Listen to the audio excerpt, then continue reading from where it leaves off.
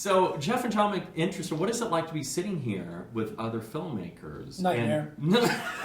Is that your answer for everything? I see a It applies, pattern. yeah. It applies. If I do it a third time, Everything though, is it's my a nightmare. It's a trifecta. It's a trifecta. Well, we find it exciting because in the early days, just remote, like the first year, people were turning in films on mini DV tape.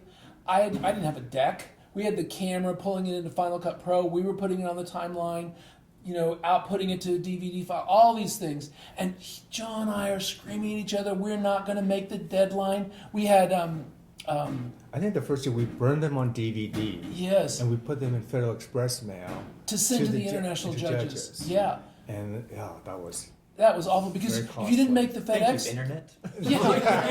Well, that's another thing. Yeah. It has become easier in many respects, but every year, and the volunteers of whom we must thank out loud, every year it became smoother for them, hopefully smoother and more beneficial for the filmmakers. But it's the same learning curve on our end in terms of, because every year we want to try something different. Well, that means upsetting a little bit the rhythm of things that have worked in previous years. But it's the way you grow something. It's the way you grow your talent. It's the way you grow an event. one of the things that we're concerned about is that making sure that your film looks good at the Moxie, a good experience.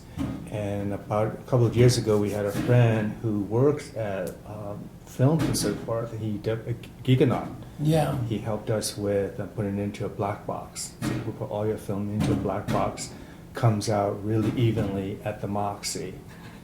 Well, what Giganaut The does, magic. The magic, recently, the magic box. did you read recently about the people who stole 10 episodes of a Netflix series? Orange is the New Black. Yeah, and are threatening to release them unless they're paid. Well, what Giganaut does is they create a system for Marvel so that footage, as it moves around, because everything moves around now electronically, nobody's handing off things, Yeah. except in the most pedestrian way on the set, but everything's electronically being distributed, how those can be encoded and protected as they go around. Right. So he had a lot of experience, to put it mildly, with working with film and smoothing things out. One year we allowed the filmmakers to turn in their film in whatever format they wanted.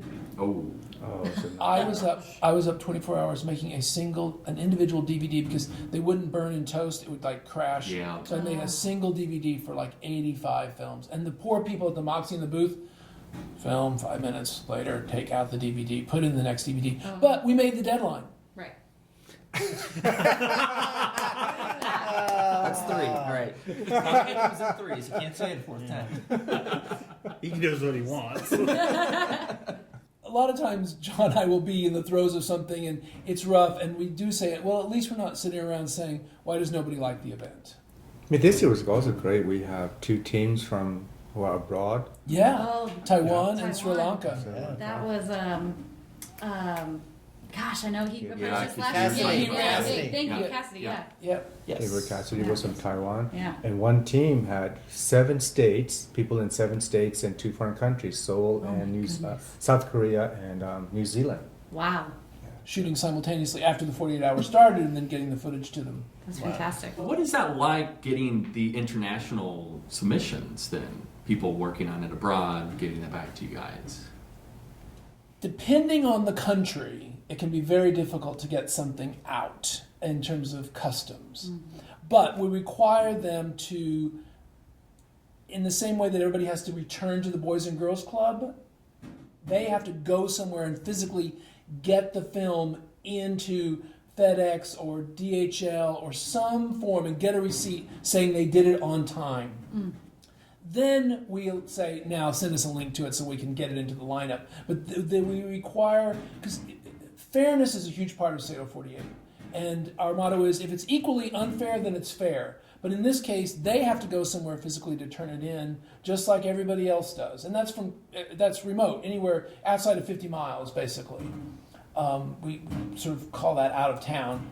And so then they just send us their receipt, and we say, yep, you were on time, and then maybe it gets to us. I think we may still be waiting on some mail from others, but just in terms of the process, then they upload it to us.